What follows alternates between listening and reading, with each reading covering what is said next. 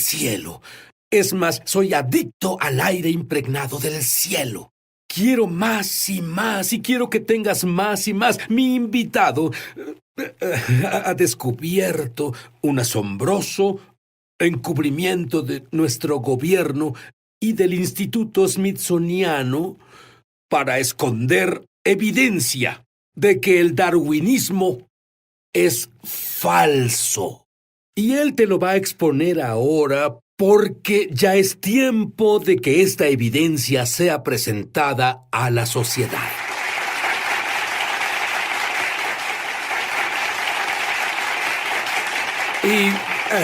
Ley, ¿quién es tu amigo?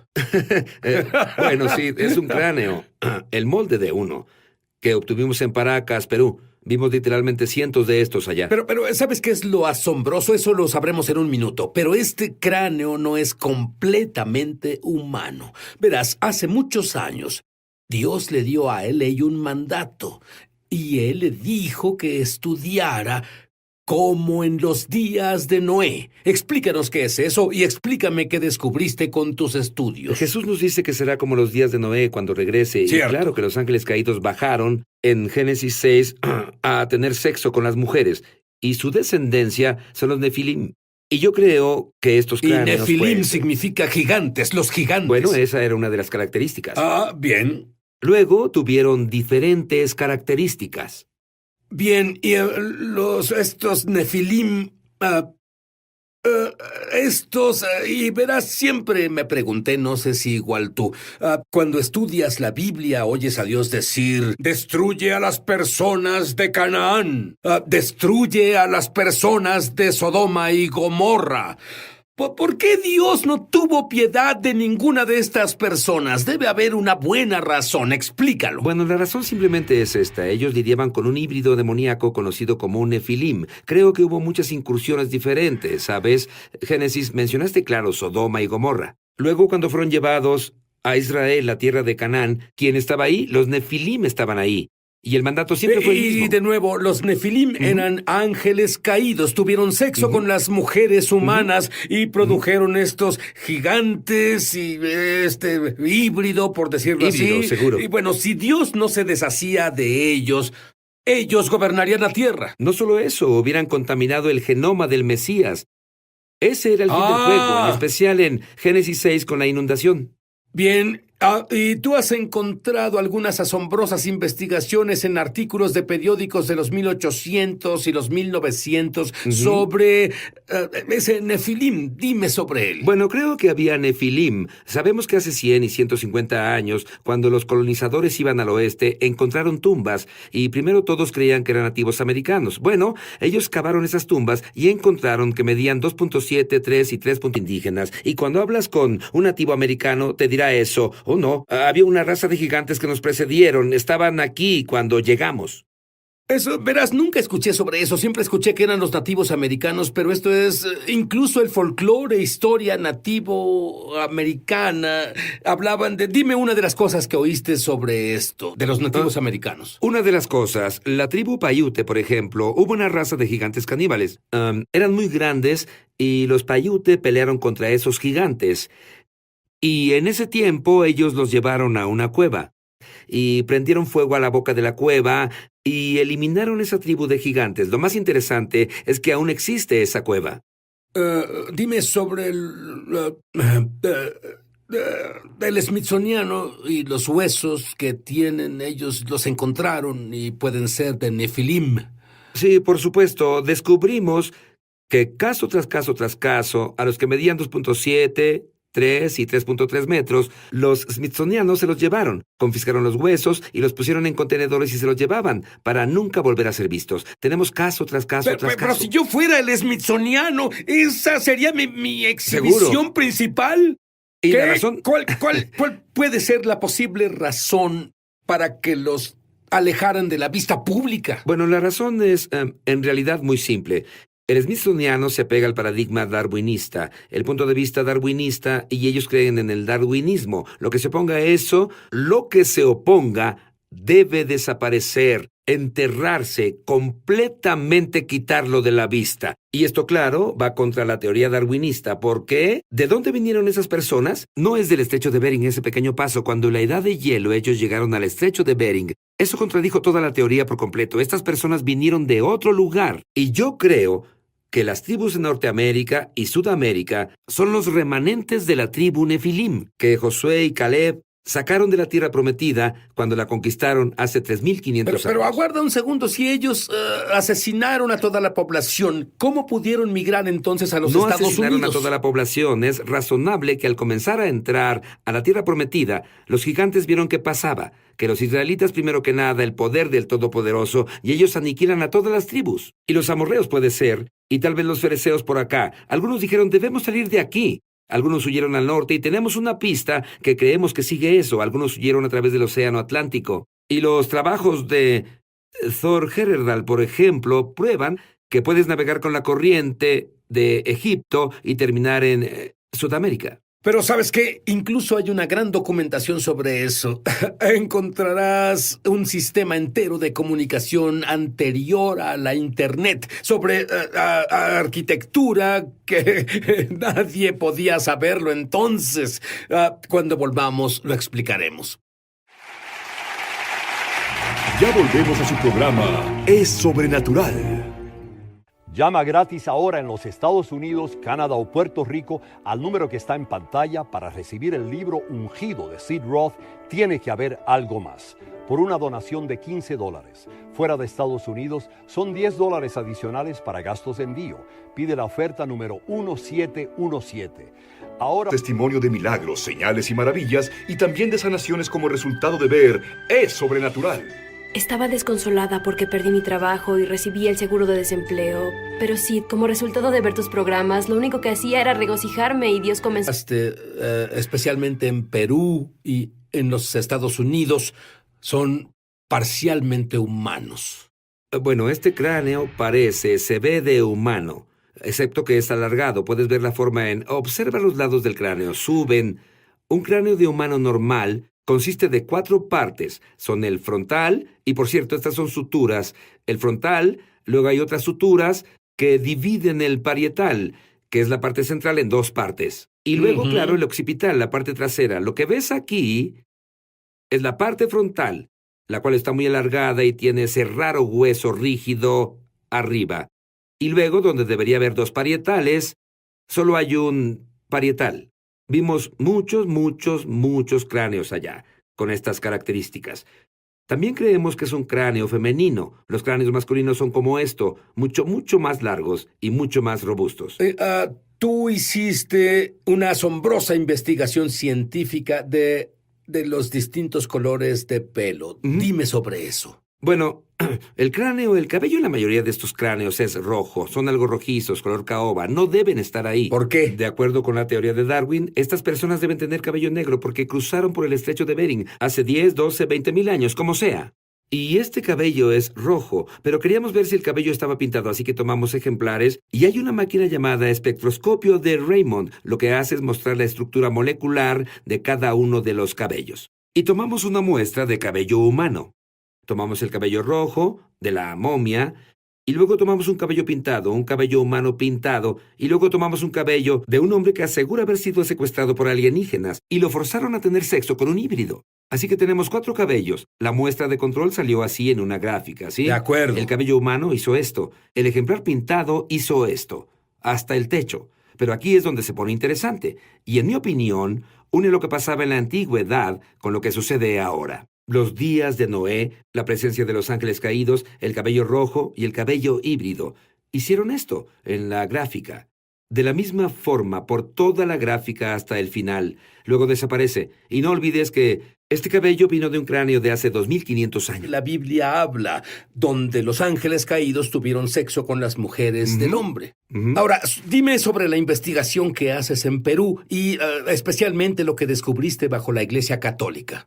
Bueno, está en este lugar en particular llamado Guaitara, que está a unos 2.700 metros sobre el nivel del mar, literalmente en medio de la nada. Ahí están estas antiguas ruinas megalíticas, y sobre estas ruinas Está construida una iglesia Ayúdame, católica. ¿qué es una ruina Lo siento, megalítica? Una ruina megalítica es un trabajo en piedra antiguo, bloques muy grandes de piedra, y las vemos por todo el mundo. Pero lo que es fascinante sobre esto es que cuando estás en la iglesia, es una iglesia católica, y hay íconos y estatuas y todo eso. Pero en la base de la iglesia, a un nivel de 2.4 metros, están estas piedras antiguas que están puestas sin mortero, y sus uniones son precisas. No puedes meter un cabello humano entre las piedras, y están en forma poligonal. ¿A qué me refiero con esto?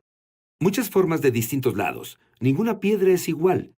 Estarías en dificultades para lograr ese tipo de albañilería en la actualidad. Puedes hacerla, pero ¿a qué precio?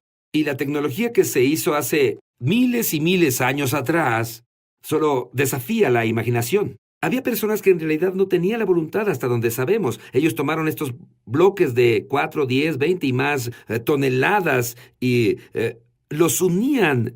Sí, y los lados están totalmente lisos. ¿Cómo mueves 20 toneladas, piedras de 20 toneladas, sin una rueda? Te hace reflexionar un poco. Absolutamente. Y creo que hay un componente sobrenatural en todo esto, y aquí es donde insisto en los ángeles caídos. Lo vemos en todas las escrituras. Los ángeles buenos podían hacerlo. Los ángeles caídos tenían tecnología, tenían poderes sobrenaturales que desafían lo que hacemos aquí. Desafían lo físico, desafían las leyes naturales, y creo que las piedras ahí fueron formadas, en mi opinión, por ángeles caídos, o lo que llamamos arquitectura nefilim. ¿Tú ves una conexión con estos nefilim en los últimos días y la marca de la bestia? Quiero oír sobre esto. Volveremos. Ya volvemos a su programa Es Sobrenatural. Muchos televidentes han dado testimonio de milagros, señales y maravillas, y también de sanaciones como resultado de ver Es Sobrenatural. Asistí a la grabación de un episodio de Sobrenatural la semana pasada con Guillermo Maldonado. He tenido fibromialgia y diabetes por muchos años. Fui sanado de ambas durante esas grabaciones. Mi dolor fibro desapareció y mis niveles de azúcar en la sangre volvieron a la normalidad sin medicamento. Perdí la oreja en un accidente de auto en 1983. Los doctores hicieron una cirugía reconstructiva y formaron una nueva oreja con cartílago de la costilla y partes de piel. Siempre había tenido problemas con la audición e infecciones recurrentes en mi oído. Jeremy Nelson dio una palabra en tu programa de televisión. Dijo: alguien con una herida en la oreja derecha por un accidente de auto ha sido sanado ahora. Escuché un sonido y al instante fui sanado. Alabado sea nuestro Dios poderoso. Si tú has sido tocado de alguna forma viendo Es Sobrenatural, compártenos tu testimonio en www.esobrenatural.com. Estamos de regreso a su programa Es Sobrenatural. ¡Asombroso! Entre hace 3 y 10,000 años, ¿nuestra civilización tenía electricidad? ¿Cómo? ¿L? ¿Y es eso posible? Estas rocas en Guaitara de las que hablamos, las piedras en la base de la Iglesia Católica, tienen propiedades piezoeléctricas. Sus superficies están altamente pulidas. Fueron formadas de una loseta, en algunos casos granito y en otros casos piedra androsita. Y ellos pudieron, así como los radios de cristal en los 20s y 30s, eso es similar a lo que pueden conducir electricidad. Lo que creemos es que hubo un antiguo sistema de red sobre el planeta en un punto, con puntos de conectividad.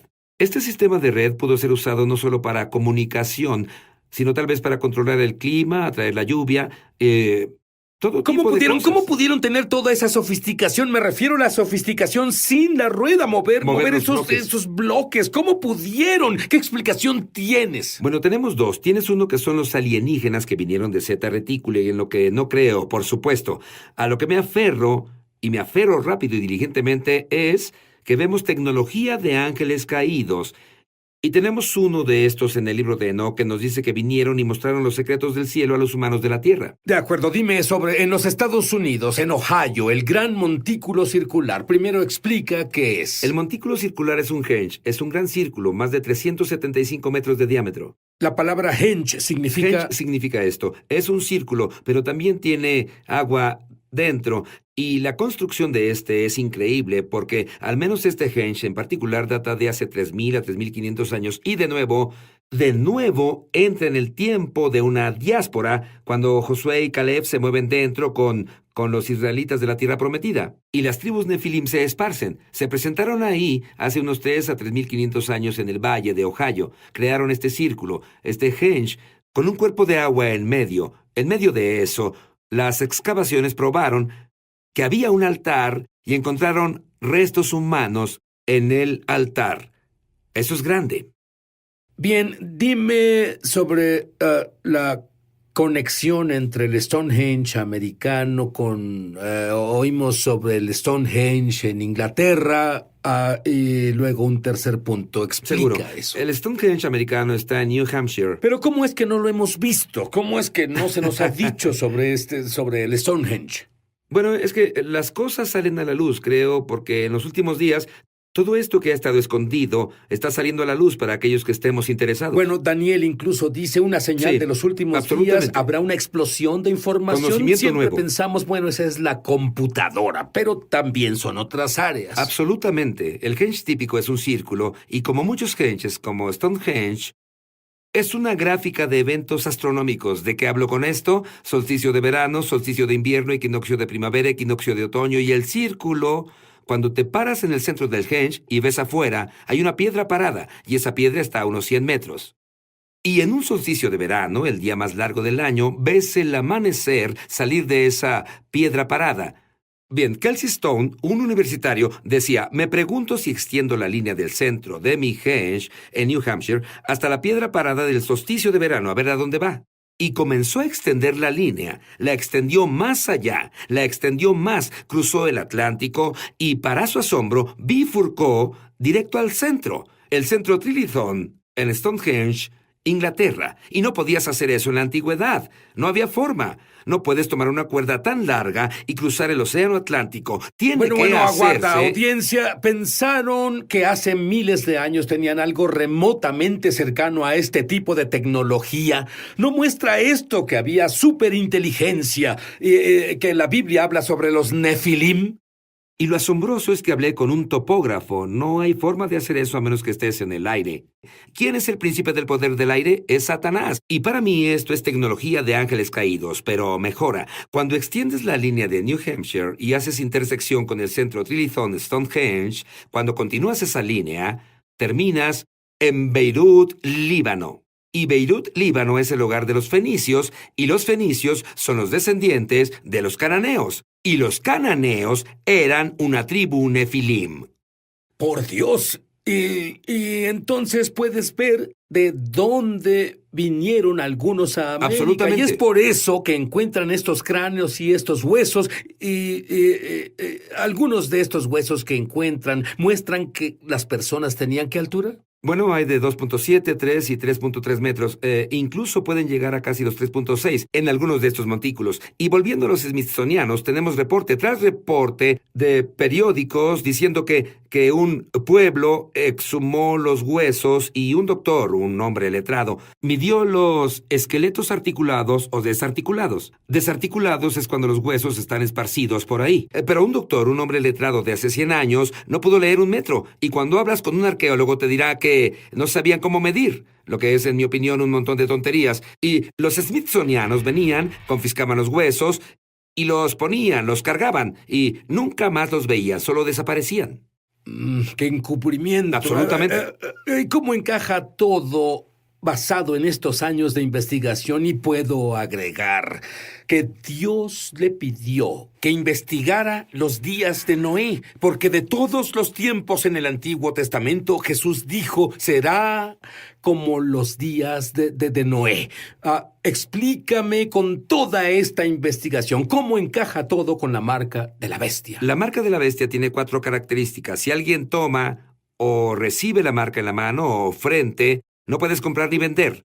Eso es algo que todos sabemos. La segunda es, hombres y mujeres buscarán la muerte en esos días, pero no la encontrarán. Bueno, ¿qué días? Los días de la marca, que coinciden de nuevo o apuntan de nuevo a los días de Noé. La vida parece extenderse. La tercera, si tomas su marca, llagas severas aparecen en el cuerpo. La cuarta y la más significante, en mi opinión, cualquiera que tome la marca termina en el lago de fuego. No hay gracia ni misericordia. Estás en el lago de fuego, y el mismo juicio que vemos con los Nefilim en Génesis 6, Sodoma y Gomorra, y lo que pasa en la Leví-Nar, Israel, la tierra prometida, cuando José y Caleb entraron en la tierra prometida, siempre es el mismo mandato. Si los Nefilim están ahí, el juicio siempre es el mismo. Es la total aniquilación. Nunca hay una pizca de gracia y misericordia. Y esa es mi pregunta. ¿Por qué alguien en sus 5 sentidos que conoce lo que la Biblia dice consideraría tomar la marca de la bestia? Porque lo que viene es un gran engaño. Depende del darwinismo. El darwinismo nos dice que no hay un Dios, que evolucionamos hace billones de años. Cuando Ben Stein cita a Richard Dawkins, uno de los evolucionistas principales del siglo XX y XXI, dice, ¿de dónde viene la vida? Dawkins dice, tal vez hace millones de años en otra galaxia una raza de alienígenas altamente evolucionados nos crearon y luego nos plantaron en la galaxia. Eso es lo que él cree. Llamo a eso el evangelio alienígena. Esto es lo que viene y es la antesala al darwinismo. Los científicos y las masas, cuando vengan, habrá una gran decepción, y ellos vendrán. Tendrán 2 cosas para nosotros: energía gratis que sus naves necesitan, y la segunda cosa es, tienen este ADN avanzado. Y si una persona toma este ADN avanzado, su ADN se alterará. Sí, no tendrá enfermedades por 500 años o más. Sí, él o ella vivirán y todo eso. Pero el problema es que ya no serás humano y te vuelves Nefilim. Y es por eso que el juicio en el libro del Apocalipsis es exactamente el mismo que Génesis 6. Hay una correlación entre los dos. Y dime sobre esa reciente conferencia de prensa de los ovnis. Eso fue en Washington, D.C. Senadores, congresistas, gobernadores, pilotos de la Fuerza Aérea, personas con autorizaciones secretas hicieron declaraciones básicamente afirmando que el fenómeno ovni es real, que no desaparecerá, crece y aumenta en número. Este es el gran engaño que viene. ¿Qué evento puede cambiar la visión de todos en un segundo? Ves una nave enorme sobre tu ciudad. A menos que sepas qué estás viendo, serás engañado, y Jesús nos avisa que incluso los elegidos serán engañados, y si eso fuera posible. Bueno, verás, comenzamos a hablar sobre los días de Noé.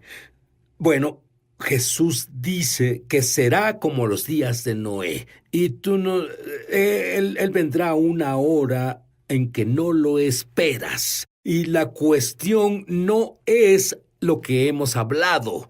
La cuestión es si estás listo. ¿Qué hablas? Yo sé lo que es el caos y tal vez todos lo saben, pero ¿a qué te refieres con caos en la mente? Sid, hablo sobre pensamientos acelerados, pensamientos tormentosos, la inhabilidad de callar tu mente. En esta época en que vivimos, los profesionales de la salud mental ven una avalancha de personas que vienen y necesitan ayuda. Las personas no pueden hacer callar a sus mentes. El estrés, la ansiedad, el temor, las consumen más que nunca antes. Bueno, en tu vida tuviste un encuentro que nadie debería tener. Tú, por así decirlo, te ocupabas en tus asuntos y de pronto una voz te dijo ¿qué?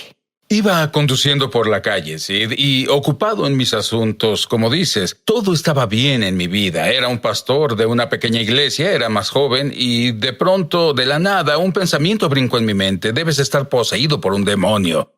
Nunca pensé eso antes. Jamás en mi vida antes lo contemplé. Casi es una clave de que viene del enemigo, si es algo que ni siquiera habías pensado. Y de seguro no era el Señor diciéndome que estaba poseído por un demonio. Y ese pensamiento me molestó por unos segundos. Pero pude sacarlo, como muchos pensamientos. Pero durante las siguientes 2 o 3 semanas, ese pensamiento siguió atormentándome. Volvía. A los 3 meses, ese pensamiento me tenía paralizado, al punto en que no dormía, no lograba concentrarme. Sí, ¿qué tan malo era? En serio. Era un infierno continuo, un tormento, al punto en que no quería ver personas. Pero no comenzó así, no. Comenzó con un pensamiento. Poco a poco, solo poco a poco. Primero un pensamiento inocente, solo un poco loco, bobo. Y no sabía cómo llevarlo cautivo. No sabía que yo debía cautivar ese pensamiento. Y se volvió un tsunami que al final me quebrantó. Y ese pensamiento me paralizó. Y luego llegaron otros pensamientos. Dios no te ama, estás enloqueciendo, tu familia tuvo problemas de salud mental, ahora está en ti. Eso es lo que te tocó en la vida. Pero luego mi esposa me rogó, después de estar en casa, paralizado por semanas. Ella dijo, quiero que salgas, por favor, intenta salir a desayunar con nosotros. Y salí un sábado por la mañana. Cuando nos sentamos en el restaurante, de pronto los pensamientos saltaron. Las personas te miran, saben que estás loco, llamarán a la policía. Estás poseído por un demonio. Vendrán y te pondrán una camisa de fuerza. Era como una ametralladora en todo momento, en cada día, y salí de ese restaurante. Finalmente ella, al fin, vino al auto y me llevó a casa. Ella fue al supermercado, corrí hasta la casa, totalmente derrotado, sin esperanza. Pensé que enloquecía, se acabó. Era mejor acabar con mi vida. Caí de cara en la alfombra, llorando, sollozando, y grité fuerte, «Oh, Dios, debes venir a ayudarme. Pierdo la cabeza». Y probablemente me quedé ahí por 1 minuto o 2 en silencio, llorando. Y de pronto sentí a alguien. Sentí una presencia en la casa. Y subí la mirada y vi los pies de una persona. Y miré hacia arriba y vi el rostro de Dios. Sus ojos eran resplandecientes. Y él me miró y dijo, «Eddie, ¿qué quieres que haga por ti?» Y en ese momento, cuando estás en medio de la guerra, Sid, lo único que piensas es en las balas que vienen hacia ti. Es supervivencia, porque pensé 1000 veces, ojalá me preguntara de nuevo, ojalá se presente de nuevo, tengo una lista de cosas que pedirle. ¡Claro que sí! Pero solo dije, Señor Jesús, estos pensamientos me matan. Y él se agachó a la altura de mi cabeza y me dijo, Eddie, te dije que los pensamientos son como vapor. No tienen poder. Y se agachó a la altura de mi cabeza y sacó lo que parecía ser una pancarta. Y esa pancarta decía, «Estás poseído por un demonio». Y le sopló y desapareció, como el vapor. Se agachó de nuevo y sacó una segunda pancarta que decía, pude leerla, decía, «Dios no te ama», porque es el pensamiento que Satanás puso en mi mente del que no podía deshacerme. Y él le sopló. Y ambas eran mentiras. Eran vapor. Pero se volvieron un obstáculo en mi vida porque no sabía cómo deshacerme de ellas. Y luego él me dijo algo que cambió mi vida para siempre. Él señaló a la esquina y dijo, Eddie, ahí está tu problema. Y miré a la esquina y vi 2 criaturas parecidas a 2 monos encogidas en la esquina y de inmediato, no sé cómo, pero supe que eran demonios. Y estos temblaban con miedo. Y cada vez que Jesús los miraba, temblaban de miedo. Él me miraba y había una gran paz, pero miraba a los demonios y temblaban de miedo. Y desde ese día, siempre que lidio con temor, siempre que lidio con alguien atado por temor o espíritus malignos, me acuerdo de cómo en la presencia de Jesús, que vive en nosotros, los demonios son quienes en realidad temen, no nosotros. ¿Qué le pasó a los demonios? Bueno, él dijo, ahí está tu problema. Y luego me miró de nuevo y sonrió dulcemente. Y lo siguiente que recuerdo es que se fue. Miré a la esquina donde estaban los demonios. No estaban. Y esa visitación pasó con tu papá. Ya pasó en tu familia. Lo llevas en la sangre. Y ellos eran buenas personas. Amaban a Jesús. Se fueron al cielo cuando murieron. Así que es lo que te tocó vivir. Solo ríndete. Y te puedo decir, Sid, que por un momento eso me dio algo de paz. Porque de pronto no era mi culpa. Era una víctima. Y me brindó paz porque pensé que la lucha se terminó. Y luego de pronto, desde el interior, oí estas palabras. Y no venían de mí. Y supe que debía ser el Espíritu Santo. Y de pronto descifré que Satanás cambió su táctica. Él me acusaba, estás poseído por un demonio, Dios no te ama. De pronto, él cambió su táctica. No pelees más, eres una víctima. Y durante los años, los cientos y cientos de personas a quienes ministré, muchos de ellos creyeron esa mentira. Eres una víctima, es la táctica de Satanás para evitar que luchemos la batalla de fe. Entonces, de pronto, cuando el Espíritu de Dios dijo, eso no viene de mí, viene de afuera, no viene de adentro, dije, no lo recibiré. Y tan pronto como dije eso, solo así sentí que yo me elevaba. Recuerdo que dije, como si la gravedad no pudiera jalarme. Y cuando abrí los ojos, estaba en el cielo.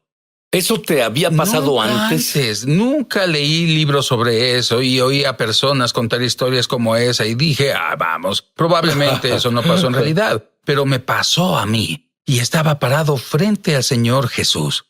Sí, puedo decirte, sus ojos brillan con belleza, como una brisa cruzando un lago. Los colores en el cielo, no tenemos colores para compararlos con los que hay en el cielo. Esos colores ni siquiera tienen nombres aquí en la tierra. Había movimiento. Estaba tan enfocado en él y podía ver movimiento detrás de él, pero no podía ver si eran ángeles o nuestros seres queridos que ya partieron. No lo sé. Solo me enfoqué en él. Y él me miró y dijo, Eddie, te amo. Y entonces me abrazó. Cuando me abrazó, Sid, un amor que jamás experimenté, me atravesó. Recuerdo que gemí, y entonces él comenzó a alejarse y dijo, ya tienes que volver. Y recuerdo que dije, no quiero volver. Entonces dijo, pero debes volver. Y dije, no quiero volver. Él dijo, pero debes volver por tu esposa, tu pequeño hijo.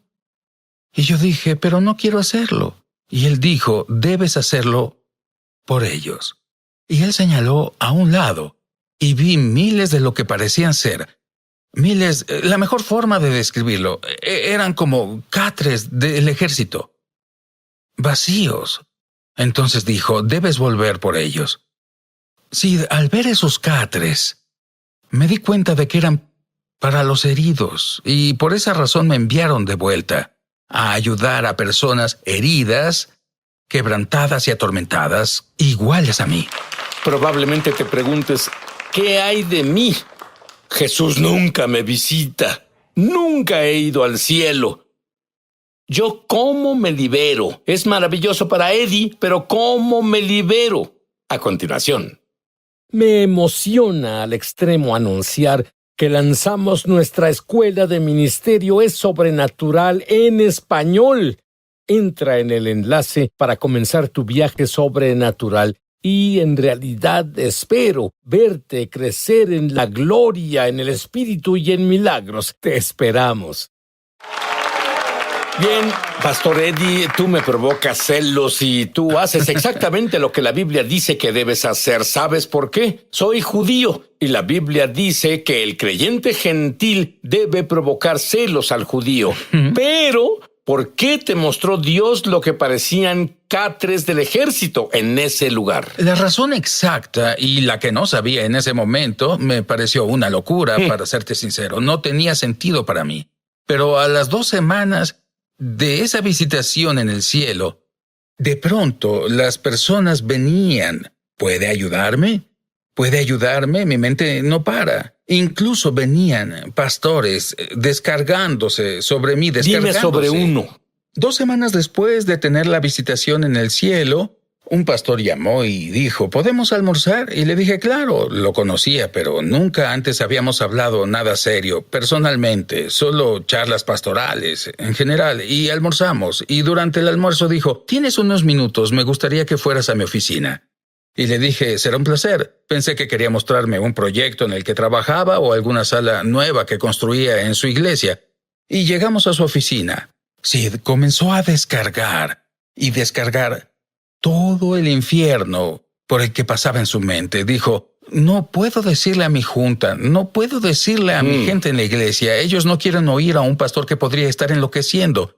Y en cuanto se cayó, el Espíritu de Dios dijo en mi interior, pertenece a uno de los catres.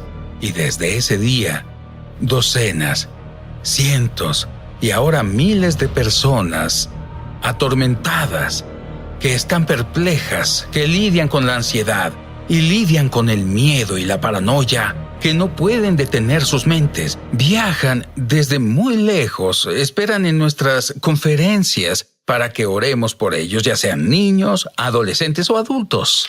En verdad, por esto es que Dios te envió de vuelta. Por eso me envió de vuelta. Esa es nuestra misión. Pero luego, en realidad, esto es grande.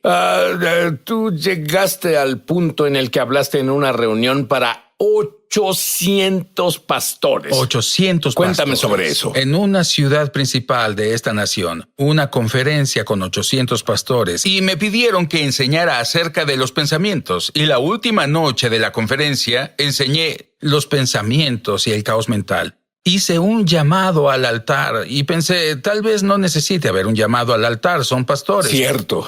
Pues habían 800 registrados, 800 ahí. El santuario estaba atiborrado y más de 400 pasaron a orar. Mi esposa y yo oramos por más de 400 pastores esa noche. Y me di cuenta que son los guerreros que fueron atormentados y estaban perplejos por esos pensamientos. Pensamientos malvados, atormentadores, que evitan que las personas experimenten todo lo que Dios quiere que experimenten. Y tal vez te digas a ti mismo, bueno, nunca tuve una visitación de Jesús. Nunca he ido al cielo. ¿Qué hay sobre mí, Dios? ¿Puedo liberarme del miedo? ¿Finalmente puedo liberarme del miedo? ¿Y tú tienes la respuesta para ello? Tengo la respuesta, y es tan simple como esto. Los pensamientos pueden venir y pueden persistir. Pero los pensamientos no hablados o puestos en acción morirán solos. Satanás opera en la arena del pensamiento. Exactamente así nos atrapa a todos. No se presenta en traje rojo y con un trinche diciendo te tentaré.